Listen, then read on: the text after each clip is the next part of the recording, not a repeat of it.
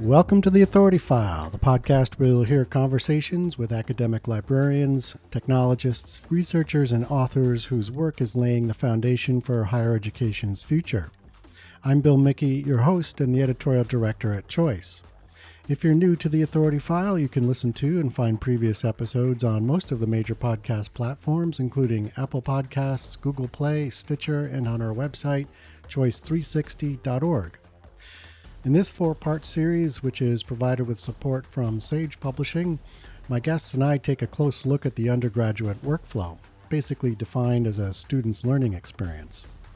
As we do this, we'll pay particular attention to the ways in which the relationships between the library, teaching faculty, and students can be optimized for better learning outcomes. Joining me are Samantha Sharman, who is currently a student at the University of Lincoln, a public research university in Lincoln, England; Jamie Wood, professor of history and education at the University of Lincoln; Ian Snowley, dean of student learning development and university librarian, also at the University of Lincoln; and Matt Hayes, managing director of technology at Sage Publishing. In this second episode, we examine the student's perspective of the undergraduate workflow and look at how teaching and learning expectations in many ways no longer align with the library and faculty assumptions.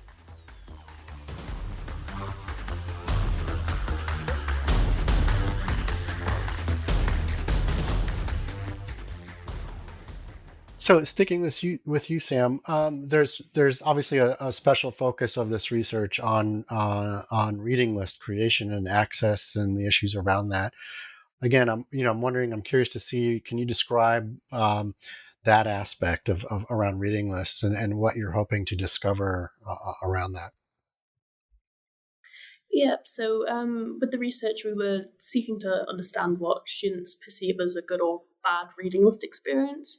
And also trying to understand how they prioritize their time and engagement with reading lists as well. Mm-hmm. As I've mentioned before, reading lists are integral to a lot of people's university experience, so understanding how they incorporate that into their learning experience was a major aim of the research as well. And just generally understanding the role of reading lists and how students are using them and how that can be improved from their perspective. The main goals from my perspective for the research. Okay. And then Jamie? Yeah, I mean, I think resolving some of those sort of tensions or pinch points and gaps is one of the things that would be really nice to see. How can we? I mean, I think one of the issues is that some academics have with sort of reading list software, and I think with the idea of a reading list in general is that it narrows.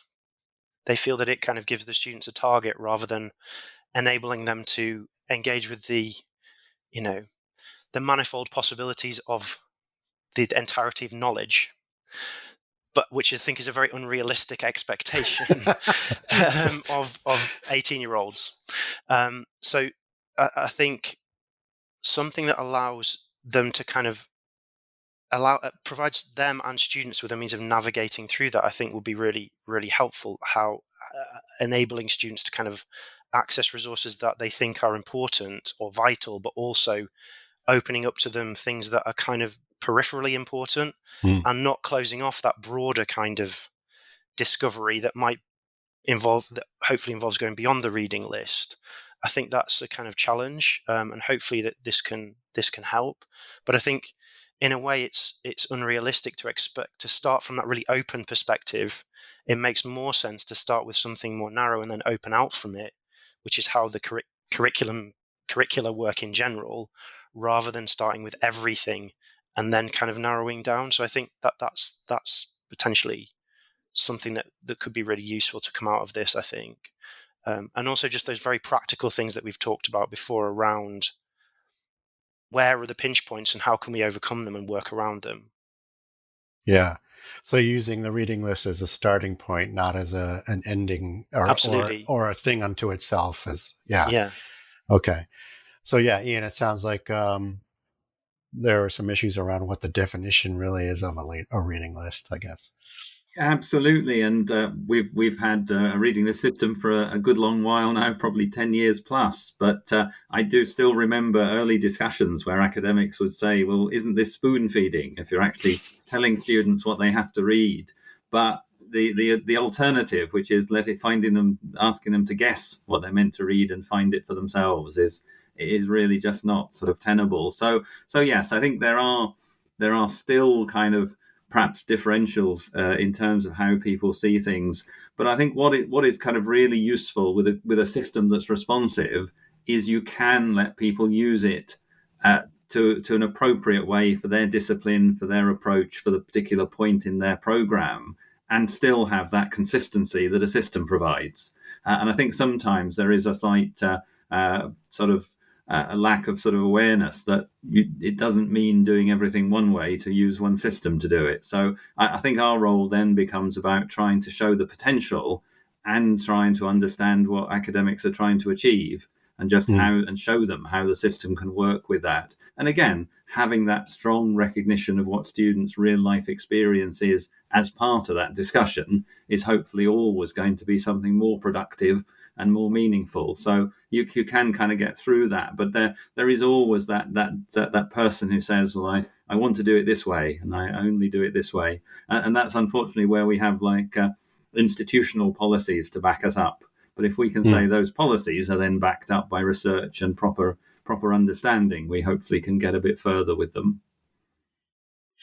Yeah, that's great. And then Samantha, I'm curious to see what you think around what's just been discussed between Jamie and Ian in terms of sort of defining how the system should be used to the benefit of students, and if this makes sense to you, and how that then ultimately trickles down to you as a user of that, and if those are actually the needs you feel like are the ones that need to be addressed.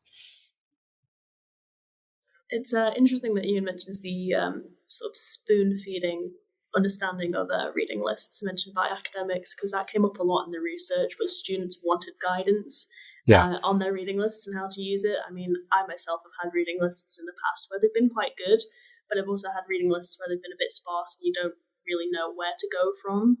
So you can't really use them as that jumping point into wider reading that you'd like. But yeah, one of the main research takeaways was definitely there needs to be guidance on how the reading should be used or what reading should be done. Yeah, definitely a major point. Yeah. So in terms of the guidance, that more specifically, that might be something around like, start here or start with this resource and then move on to that, or yeah, sometimes it's just as simple as saying, read this chapter, as opposed to just putting a whole book on there. Okay. Because a lot of reading lists, which came up in the focus groups that were part of the research, people were mentioning how academics would just put on an inordinate amount of just whole books and not pinpoint which bits were relevant, so they wouldn't really know where to approach it and what would actually be the most useful part of the reading. So it can be quite simple and an easy, quote unquote, easy way to improve reading lists, but it's just seemingly overlooked because we don't want to spoon feed students. Right.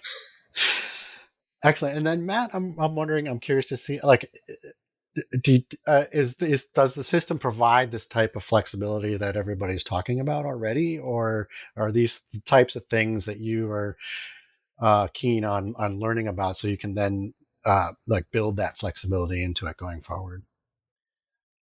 It's yes and yes, really. So we do provide it, but I think we keep wanting to find ways to make it easier for faculty to use that. So things we could do would be providing templates, useful examples, make it easier to administrate across a whole range of reading lists for a particular faculty or institution, and say, these are the templates that they would like, and those are the things that could really help. But the underlying technology can do this already, definitely. But we think that there are added ways of supporting that.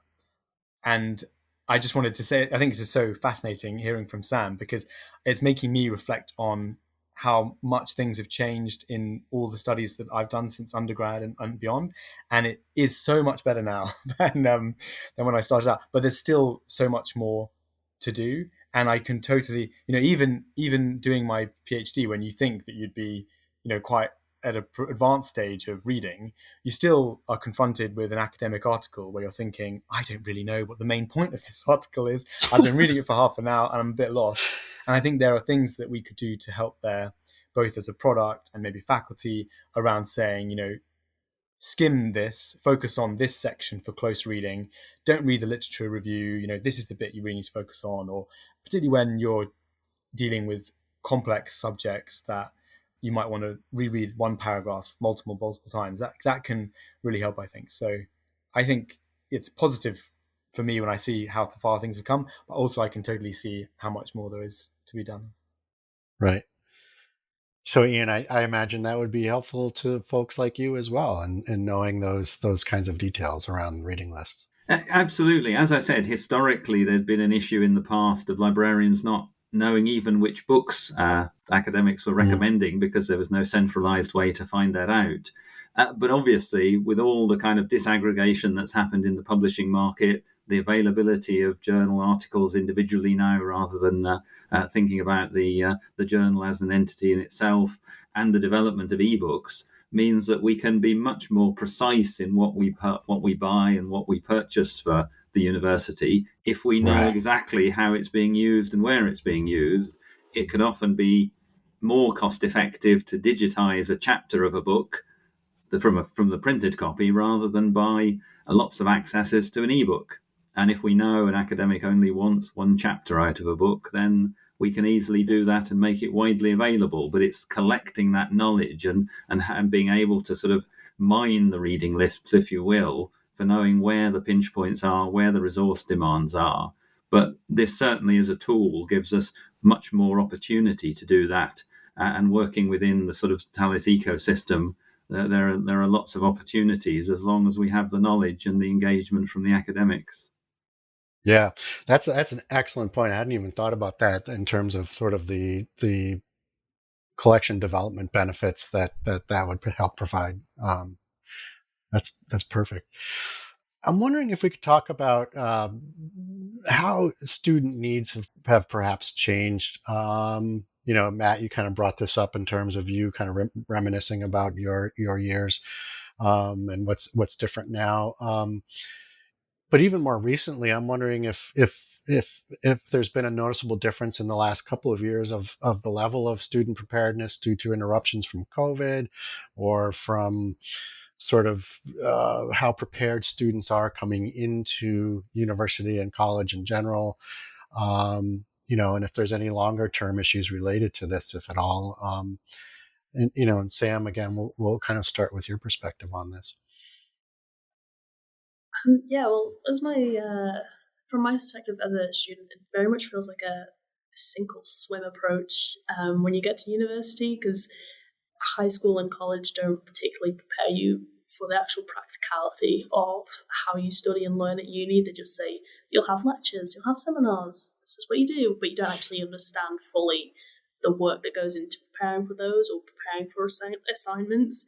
Mm-hmm. So I think when you get to uni, just chucked straight in the deep end, essentially, unless you have, staff who help guide you on suggesting where to improve your reading skills and such.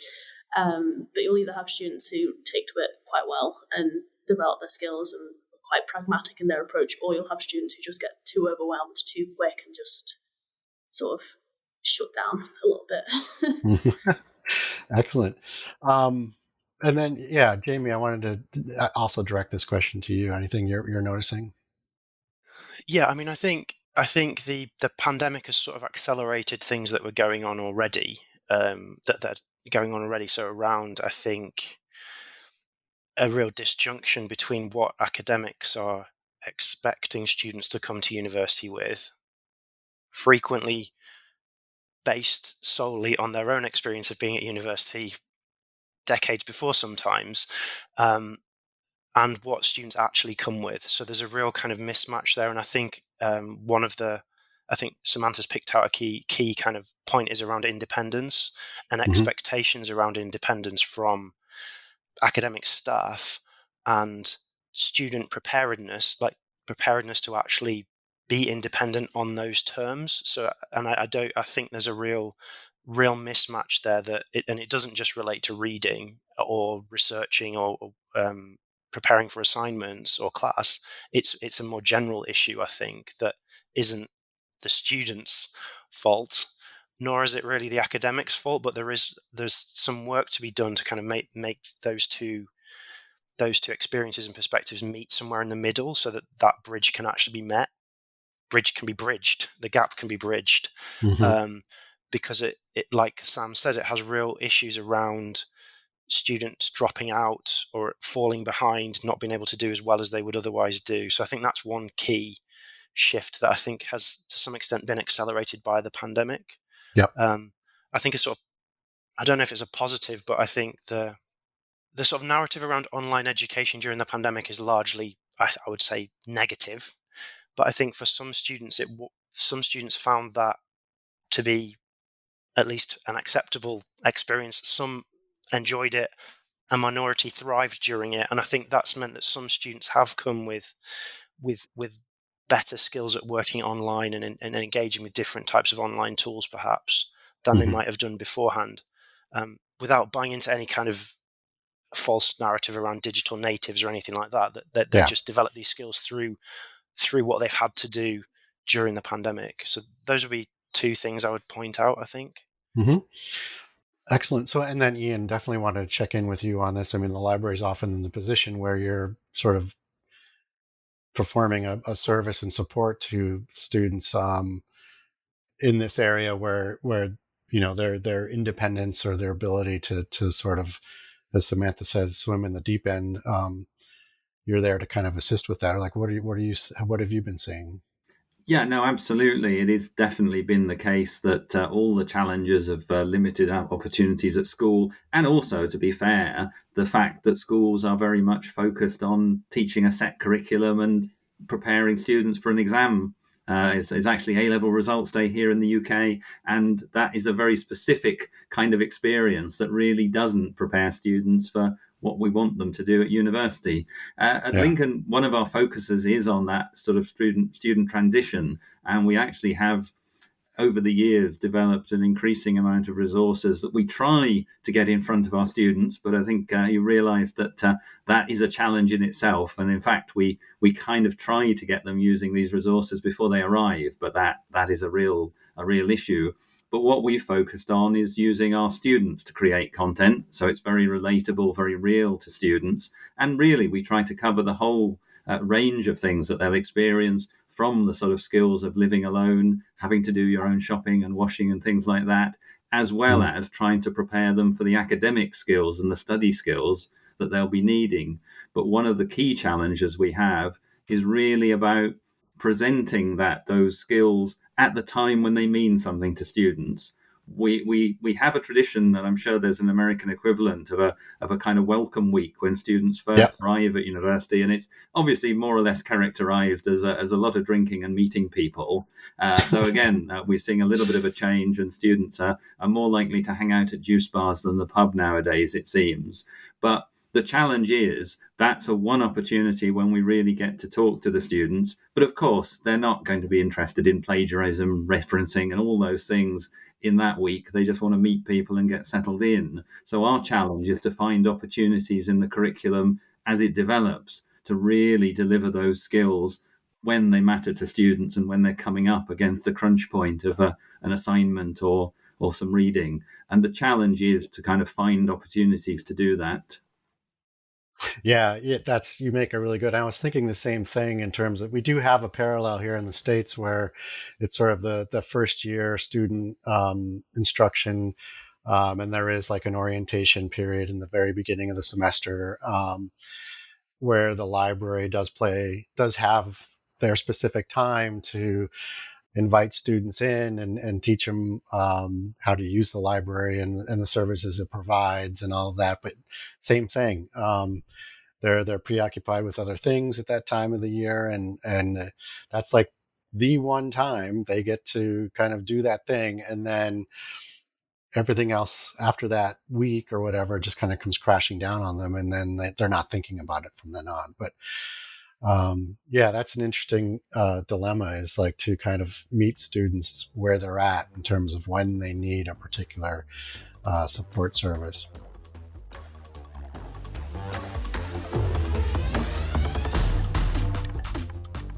You just heard from Samantha Sharman, who is currently a student at the University of Lincoln, a public research university in Lincoln, England. Jamie Wood, Professor of History and Education at the University of Lincoln. Ian Snowley, Dean of Student Learning and Development and University Librarian at the University of Lincoln. And Matt Hayes, Managing Director of Technology at Sage Publishing. This series is brought to you with support from Sage Publishing. Join us next week as we look at the collaborative opportunities between librarians and faculty to help address a perceived student knowledge gap between receiving an assignment and then carrying it out. Embedding as far as possible the library in things like Ian was saying, designing courses or modules within degree programs is much more preferable to the librarian maybe just coming in as a sort of outside presence at the start of a degree program, and then you never see them again unless you have a problem, or you know that the library isn't just a service that's kind of there either to remediate problems or to deal with super engaged students who would, are kind of thriving anyway, that they're working across the student body. I think it is the ideal, and the best way of doing that is to embed it within the program, because that's the bit of the degree that, for better or worse, the students kind of play most attention to, really. I think that's vital. As always, underwriting opportunities for the Authority File podcast are directed by Choice's advertising manager, Pam Marino, and all of our episodes are produced and edited by Choice's digital media producer, Sabrina Kofer, with support from digital media assistant Ashley Roy. That's all for this week. Thanks for joining us.